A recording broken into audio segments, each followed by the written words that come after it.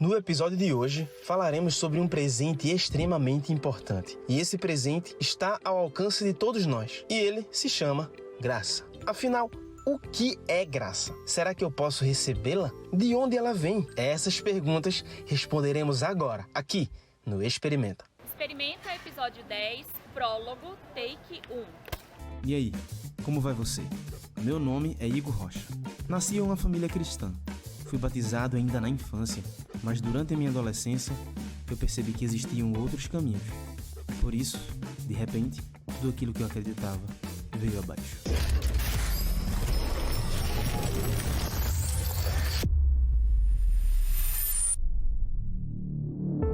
O que responde a todas essas dúvidas sobre o cristianismo que surgem na minha cabeça? O que leva os meus amigos a pensarem diferente de mim? E se tudo que eu aprendi ao longo da vida foi baseado numa grande mentira? Nossas crenças determinam quem somos e definem como pensamos, sentimos e agimos. Só que, às vezes, passamos pela vida muito ocupados ou indiferentes e não nos damos a oportunidade de refletir sobre a origem do que nós cremos. É por isso que eu carrego em minha mochila esse caderno com os questionamentos que ajudaram a formar as minhas crenças. E esse programa está dedicado a responder cada uma dessas perguntas em cada episódio. E a pergunta de hoje é: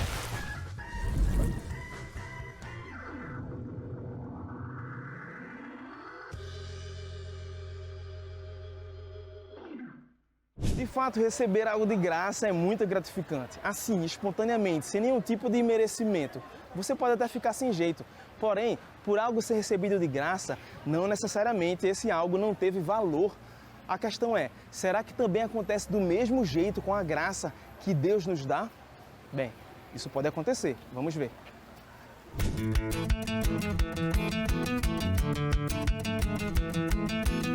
Experimenta e veja como Deus é bom. Experimenta a vontade do Senhor. Experimenta, vem agora é só provar. Experimenta e conheça o seu amor. Experimenta, experimenta, experimenta, experimenta, experimenta.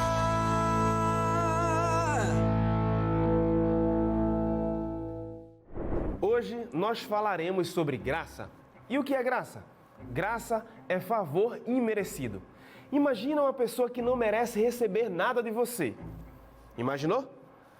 Pronto. Agora multiplica por 2. Multiplicou? Agora imagina essa pessoa falando mal de você nesse exato momento para outras pessoas. Imaginou? Calma. Segura firme aí. Agora pega todo aquele dinheiro que você está juntando há muito tempo, com muito sacrifício, e faz uma coisa: compra um presente para essa pessoa. Pronto, isso é graça. Agora eu tenho certeza que você nunca mais vai se esquecer. Observe esse experimento e veja a reação das pessoas.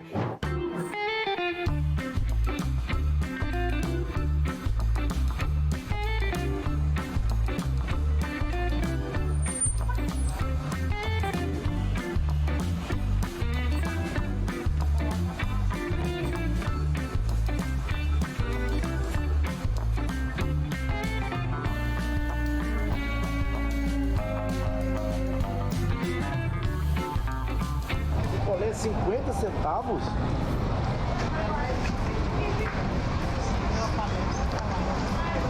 É isso mesmo? Põe dinheiro aí. Põe dinheiro aí, ó. Picolé é 50 centavos? É, meu filho, tá?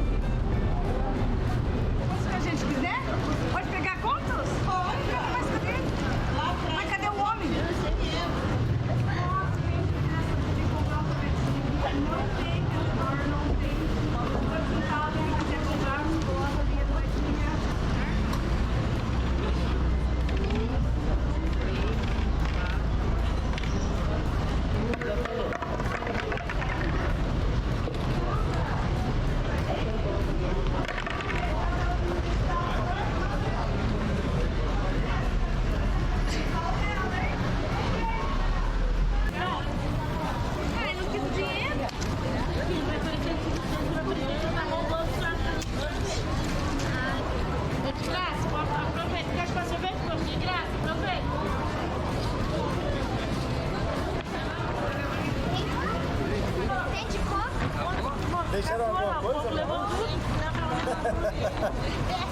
Para muitas pessoas, qualquer ação que se pratica na vida gera uma reação. Se o tom dessa atitude foi para o bem, bem irá colher. Já se foi para o mal, já sabe, né? Esse conceito para algumas pessoas pode ser definido como lei do karma. Em algumas ramificações do budismo, o karma pode ser visto como uma responsabilidade das nossas ações. Ou seja, quando alguém faz algo de errado, é responsável por causar dano a outro ser e carrega isso ao longo da vida e até mesmo outra vida, como é ensinado nessa religião. Quando trabalhei como missionário na Índia, eu percebi esse símbolo em vários lugares diferentes, na bandeira, na moeda e em vários outros cantos. Acontece que esse símbolo significa que nós estamos presos a um ciclo de reencarnação, que depende de nossas escolhas, e alcançar o moksha é finalmente quebrar esse ciclo. Mas será que o conceito de ação e reação está enraizado em nossa natureza humana? Dizem que não existe jogo melhor para conhecer as pessoas do que o Uno. Aqui é cada um por si. Às vezes a emoção do jogo não é nem para ganhar, mas para se vingar. Sua vez. Agora você vai ver, mano. Aqui se faz, aqui se paga. E, às vezes, a vingança ela volta 2 vezes pior. Nessa ideia humana de aqui se faz, aqui se paga, já passamos por situações muito arriscadas, como uma que aconteceu no dia 26 de setembro de 1983, durante a Guerra Fria. O tenente-coronel Stanislav Petrov era um oficial responsável por um bunker nuclear. Semanas antes, a União Soviética havia derrubado acidentalmente um avião sul-coreano e matado algumas pessoas a bordo, inclusive um político norte-americano. Por causa disso, o clima entre União Soviética e Estados Unidos não estava nada bom, deixando os dois grupos atentos. A responsabilidade de Petrov era exatamente ficar olhando os radares para caso algum míssil aparecesse vindo na direção dele, ele avisasse então aos seus superiores. Caso isso realmente acontecesse, meus amigos, a estratégia era mandar de volta para os Estados Unidos um ataque de mísseis, assim iniciando o que nós chamamos de guerra nuclear. Acontece que depois da meia-noite os radares começaram a anunciar mísseis chegando na direção da Rússia. Petrov imediatamente imaginou que aquilo seria um erro do computador, pois se caso os Estados Unidos tivesse realmente enviado mísseis, não enviaria somente um, mas sim vários. Para piorar, é que um tempo depois os radares começaram a anunciar mais 2 mísseis, 3 mísseis, 4, 5... Mas ainda assim, Petrov seguiu a sua intuição, acreditando que apenas era um erro no computador. Seus companheiros de trabalho ficaram enlouquecidos com ele e exigiram que ele falasse com seus superiores. Se Petrov tivesse passado aquela informação, eles enviariam imediatamente mísseis para os Estados Unidos. Um tempo depois, eles perceberam que tudo era realmente um erro no computador e naquele dia, uma guerra nuclear foi evitada. No próximo bloco ainda falaremos um pouco mais desse presente tão incrível, então não sai daí.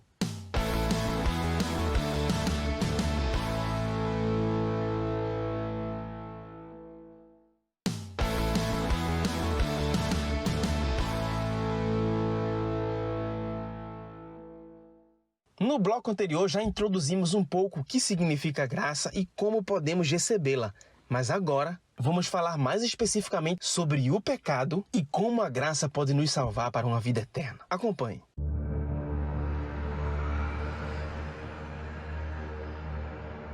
Eu vou te contar uma história. Uma história antes da história. Lá no começo de tudo. Nesse tempo, não existia nada. E disse Deus: haja luz, e houve luz. Deus separou a luz das trevas, chamou a luz de dia e as trevas de noite, e viu que tudo isso era bom. Mas Deus não parou por ali. Deus criou todas as coisas. Assim surgiu a vida. Mas o homem fez uma escolha errada que mudou todas as coisas. Certo dia, o homem escolheu o mal, e assim surgiu o pecado.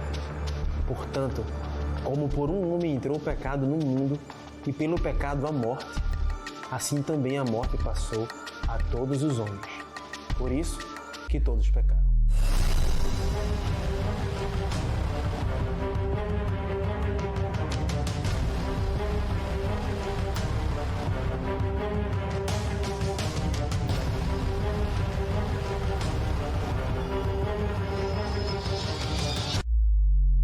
Mas espera aí, se onde abundou o pecado superabundou a graça, o que será que acontecia com as pessoas que viviam antes de Jesus nascer? Como essas pessoas faziam para se acertar com Deus? Essa pergunta nós iremos responder hoje aqui. Precisa saber, a salvação ela é mediante a fé em Jesus Cristo. E daí vem a graça.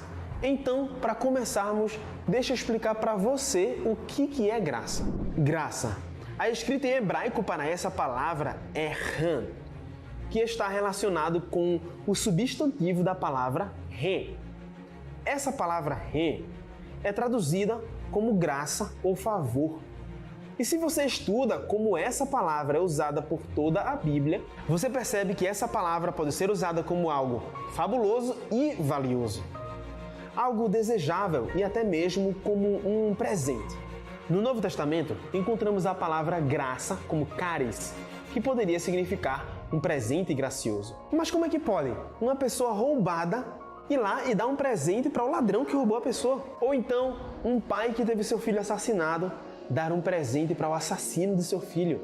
Isso é graça. Em resumo, graça é um presente que nós não merecemos receber. Desde o início, Deus fez a fé nele ser a condição de um relacionamento com ele. Quando Deus pediu para Adão e Eva não comerem do fruto da árvore, ele estava pedindo para que eles confiassem nele. Então, quando os seres humanos pecaram, Deus não pediu que eles somente corrigissem as coisas erradas que eles tinham feito através de um sacrifício. Mas o que Deus queria mesmo era restaurar um relacionamento. Então, depois do pecado, é como se existisse uma separação entre o homem e Deus.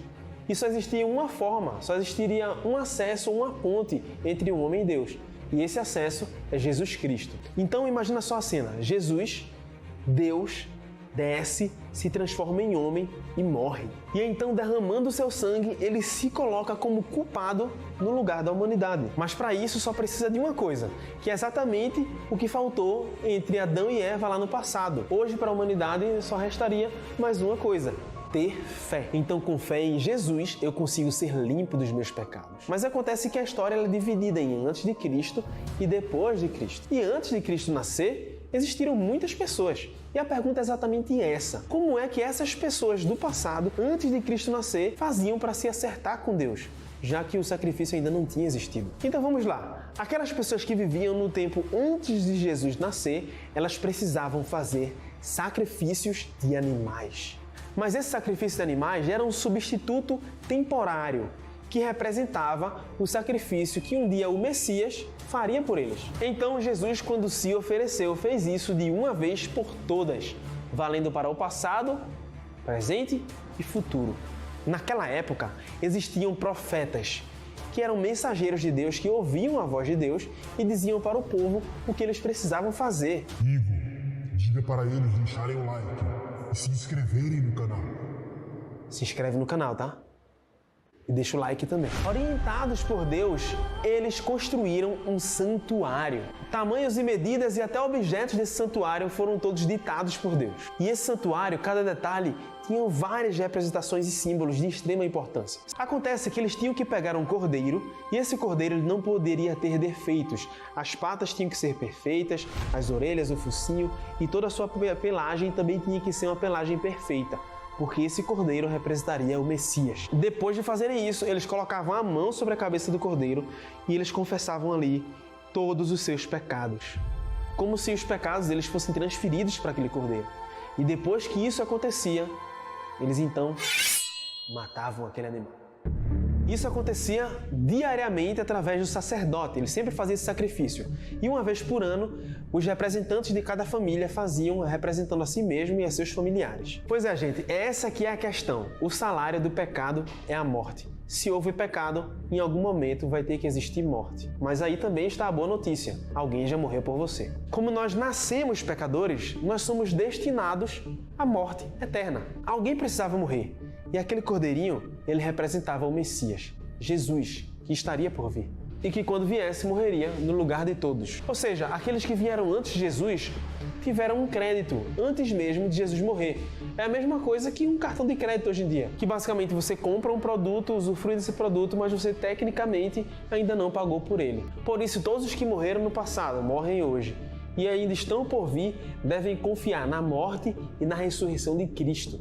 E confiar como uma promessa à salvação e uma promessa à sua vinda, que trará uma restauração eterna. Em tempos modernos, o vocabulário da Bíblia sobre a natureza humana costuma ser visto como antiquado e ignorado. Mas a verdade oferece um profundo diagnóstico sobre a condição humana. A palavra-chave em questão é pecado, que deriva da palavra hebraica ratá e da grega amartia. Contrariamente à ideia religiosa, que frequentemente é associada, ratá simplesmente significa falhar ou errar o alvo. O objetivo em questão, de acordo com a Bíblia, é amar a Deus e a outras pessoas, tratando-as com a honra que merecem. Os 10 mandamentos, por exemplo, refletem esse objetivo. Metade deles trata de falhar em amar a Deus, e a outra metade lida com falhas em amar as pessoas. Isso demonstra que errar com outras pessoas é errar contra Deus. Para ilustrar, quando José se recusa a dormir com a esposa de Potifar, ele questiona como poderia pecar contra Deus, pois falhar em honrar alguém feito à imagem de Deus equivale a falhar em amar a Deus. Além disso, pecado, na Bíblia, é mais do que simplesmente cometer ações ruins. Ele descreve como as pessoas frequentemente se enganam e justificam suas más decisões como boas. Isso se deve à nossa tendência de nos iludir e racionalizar nossos comportamentos. Um exemplo disso é o faraó, que justifica a escravidão dos israelitas para fortalecer a economia do Egito. A história de Caim e Abel ilustra a natureza do pecado como uma força feroz que busca consumir as pessoas. A Bíblia destaca como o comportamento falho e a autoilusão estão enraizados em desejos egoístas que prejudicam os outros e destroem relacionamentos. No Novo Testamento, o apóstolo Paulo descreve a amartia como um poder que governa as pessoas, tornando-as escravos do pecado. Jesus é apresentado como o único que viveu sem pecar e se sacrificou pelos pecados da humanidade, oferecendo o dom de sua vida para cobrir nossas falhas. Sua história é vista como a boa notícia que redime a humanidade da sua condição falha e egoísta. Portanto, a palavra pecado, na Bíblia, representa uma descrição profunda e realista da condição humana e a mensagem de redenção através de Jesus Cristo. Não há como negar que a natureza humana por si só almeja retribuir cada atitude de acordo com o que se recebeu. Vou tratar bem quem me trata bem e tratar com indiferença quem é indiferente comigo. Isso pode soar até mesmo lógico de um ponto de vista humanista.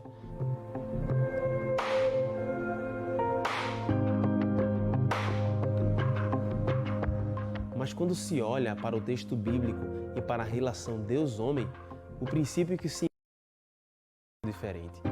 Talvez expressando na linguagem jurídica, a gente possa compreender um pouco melhor. É como se funcionasse da seguinte forma.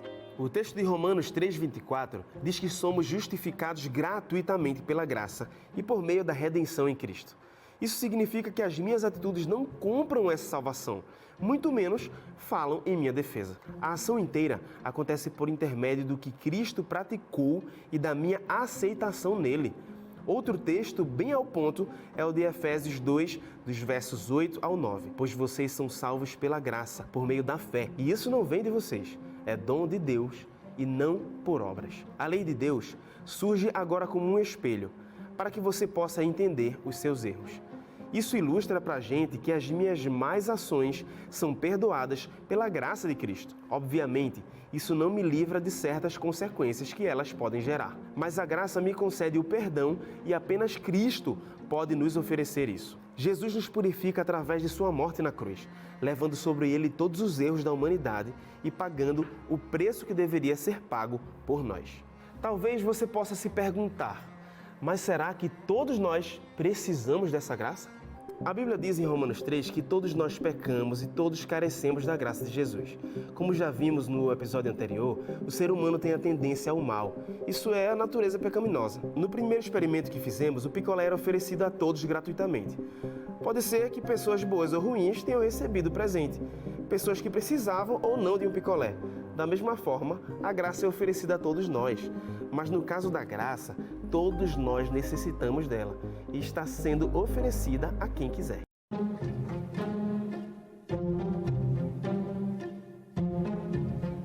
Como combater o mal? Nesse momento de grande conflito, de luta, pensamento ou até mesmo vendo alguma coisa ou ouvindo alguma coisa. Como nós devemos reagir durante essa luta? Primeira coisa que você deve saber, transfira a luta. Isso mesmo, a luta ela não pertence a você. E se você tentar lutar com suas próprias forças, você vai perder, pode ter certeza. Você é um ser humano. Os demônios são anjos caídos. Os anjos são superiores a seres humanos. Então, quando você se deparar em uma luta dessa, transfira a luta. Ou seja, coloque a luta nas mãos de quem consegue ganhar ela. Coloque a luta nas mãos de Deus. Uma vez eu ouvi uma ilustração bem legal para explicar sobre isso. Se você vê um gafanhoto na parede, talvez seja fácil você pegar esse gafanhoto. Ou até mesmo acabar com esse gafanhoto com a sandália. Mas se você está correndo atrás desse gafanhoto e o gafanhoto voando pousa em cima da cabeça de um leão, ficou fácil ou difícil para você pegar esse gafanhoto? Pois é, nessa luta é como se fôssemos meros gafanhotos, mas nós podemos voar e pousar na cabeça do leão. Assim ficamos protegidos. O bom é que mais à frente, em Mateus capítulo 28, verso 20, Deus comprova e confirma que está conosco todos os dias. Então nunca se sinta sozinho. Mesmo em um momento de luta, mesmo em um momento de conflito, saiba, Deus prometeu estar com você todos os dias. Bem, se você não entendeu nada do que eu falei até agora, eu imagino que dessa forma bem lúdica você vai conseguir entender. Então preste atenção. Nossa vida está à disposição de pecado e graça. Então imagina que onde abundou o pecado, superabundou a graça. Mas aí você acaba falando uma mentirinha, sabe? Uma mentirinha por aí. E aí podem vir outras coisas como orgulho, inveja, soberba. O pecado ele acaba entrando na sua vida. Glórias a Deus porque nós temos um herói, Jesus Cristo. E ele nos concede a graça. E unicamente através de Jesus Cristo nós conseguimos purificar a nossa vida. Pois eu disse, onde abundou o pecado, superabundou a graça. E através de Jesus Cristo, nós conseguimos mais uma vez purificar completamente a nossa vida. No programa de hoje, exploramos profundamente o conceito da palavra graça e também da palavra pecado e vimos o que a Bíblia fala sobre isso. Descobrimos que, além de um mero julgamento moral, são palavras que nos convidam a refletir sobre nossa natureza humana, nossas falhas em amar a Deus e os outros, e como muitas vezes nos enganamos ao justificar nossas más ações. A Bíblia nos apresenta uma visão realista, porém esperançosa, da condição humana. Ela nos lembra que somos todos suscetíveis a falhas e pecados, mas também nos oferece uma mensagem de redenção através de Jesus Cristo. Ele viveu uma vida sem pecado e se sacrificou por nossas falhas, nos oferecendo a oportunidade de viver de maneira justa e amorosa. À medida que encerramos esse programa, lembramos que o entendimento do pecado não é apenas um assunto religioso, mas uma reflexão sobre nossa humanidade e nossa capacidade de melhorar. Independentemente das crenças individuais, a ideia de amar e respeitar uns aos outros, reconhecendo nossas falhas e buscando a redenção, é um princípio universal que pode unir pessoas de diversas origens. Que essa discussão nos inspire a refletir sobre nossas próprias ações e a buscar uma vida mais alinhada com o amor, a justiça e o respeito pelos outros. Afinal, a jornada em direção à redenção é a aceitação do sacrifício perfeito de Cristo. Então você experimente hoje aceitar a graça de Cristo. No próximo episódio falaremos de algo que todos nós gostamos, ou pelo menos deveríamos gostar. Iremos falar a respeito do perdão. E aí? Você precisa perdoar alguém? Ou melhor, será que você precisa pedir perdão? O que será que podemos aprender sobre o perdão? A Bíblia fala algo a respeito desse assunto? Falaremos sobre isso no próximo episódio do Experimenta, aqui na TV Novo Tempo.